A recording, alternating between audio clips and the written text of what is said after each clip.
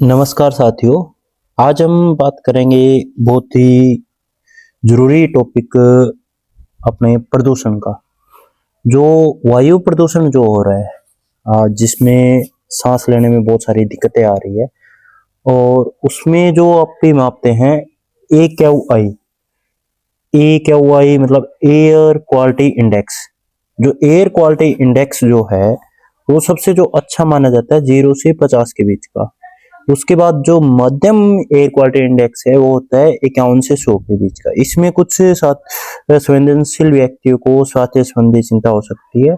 101 से 150 का वायु गुणवत्ता बिल्कुल अस्वस्थ होती है और फिर हानिकारक होता है 151 से 200 का।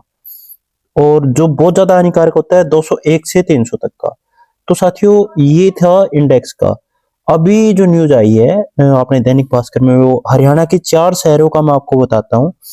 जो AQI है एयर क्वालिटी इंडेक्स, जो हरियाणा का शहर बहादुरगढ़ में 369 369 AQI इंडेक्स है, वो जो बहुत ही हानिकारक है। सोनीपत में 344, फतेहाबाद में 325 और गुरुग्राम में 325 रहा है। इसके अलावा दिल्ली में 351 AQI इंडेक्स रहा है, जो बहुत ही जहां सांस भी नहीं ले सकते।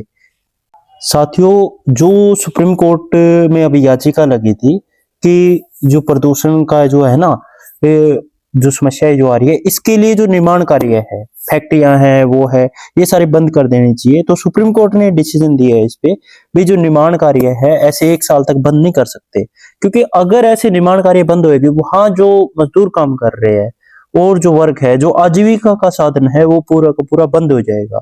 तो सुप्रीम कोर्ट ने स्पष्ट इस चीज से मना किया है, भाई हम ये निर्माण कार्य बंद नहीं कर सकते। दूसरा, कारों पे रोक का है, वो भी उन्होंने ये कहा है, भाई इतनी सारी चीजें नहीं हो सकती, भाई कारों पे से पूरी तरह हम रोक नहीं लगा सकते। तो साथियों जब ऐसी चीजें हो रही है तो युवाओं को और आज की जो पीढ़ी है, हम जो डेली लाइफ में जो चीजें कर रहे हैं, जो ये चीजें हो रही है, इनसे याचिकर्ता ने ये भी कहा कि जो प्रदूषण हो रहा है उससे बच्चे अस्थमा के साथ पैदा हो रहे हैं।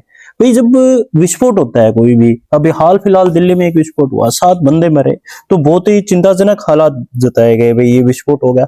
और जो डेली मर रहे हैं बीमारी से, पैदा होने से पहले उनको अस्थमा हो रहा है, तो उन चीजों पे डिस्कस क्यों नहीं किया जा रहा? तो याचिकाकर्ता ने ये चीजें कही। तो साथियों ये जो समस्या है प्रदूषण की है, और वायु प्रदूषण है, ध्वनि प्रदूषण है, इस चीज पे हमारी जो जनरेशन को क्या करना चाहिए, हम उस चीज पे डिस्कस करेंगे। ये कुछ मैं सुझाव दूंगा, कुछ आप अपनी साइड से भी देखो। करंट का सिनेरियो जो है उसमें सोशल मीडिया जो है बहुत ही इंपॉर्टेंट रोल प्ले कर रहा है। भी हम क्या देखते हैं, दिवाली पे जो पटास से हम बम बजा रहे हैं, बहुत ज्यादा अपने ध्वनि प्रदूषण होता है, वायु प्रदूषण हो रहा है। भाई उसको शांतिपूर्वक तरीके से कोई फुलझड़ी जलाइए, आराम से दिए जलाइए, ऐसे आप त्योहार को सेलिब्रेट करिए ना। दूसरा, जो खेतों में पराली जला रही है, ये सरकार को चाहिए, और जो किसान संगठन है और उनको डिमांडें करनी चाहिए किसानों के हित की, भाई हाँ भाई जिससे वो पराली ना जलाए और उनको प्रॉपर किसानों को बेनिफिट मिल सके। सरकारों से गुजारिश करनी चाहिए, संगठनों को इस चीज पे काम करना चाहिए, युवाओं को और किसानों को भी मिलके जब वो इस चीज पे काम करेंगे तो पराली नहीं जलाई जाएगी। और जब पराली नहीं जलाई जाएगी तो वायु प्रदूषण कम होएगा, स्मोक कम होएगा, और जो अस्थमा से और बाकी बीमारियों से जो जनरेशन का हमें नुकसान हो रहा है, वो चीजें नुकसान नहीं होएगी।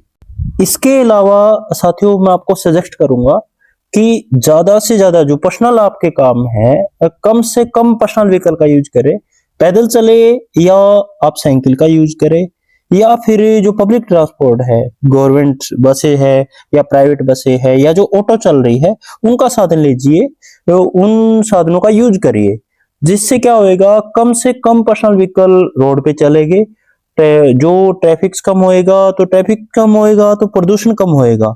तो साथियों ये कुछ सजेशन थी मेरी साइड से, जिनको हमें इम्प्लीमेंट करके वे त्योहारों पे कम से कम बम फोड़ा जाए, पब्लिक ट्रांसपोर्ट का ज्यादा से ज्यादा यूज किया जाए। जो किसानों को है उनको सरकारों से गुजारिश करनी चाहिए कि वो पराली नहीं जलाएंगे, और ऐसे ऐसे उनको बेनिफिट दिया जाए। तो साथियों अगर आपको ये वीडियो अच्छी लगी तो वीडियो को लाइक करिए, शेयर करिए और सजेशन कमेंट करिए। मैं अपनी तरफ से दी बेस्ट दे रहा हूं, और चैनल को सब्सक्राइब करिए। धन्यवाद।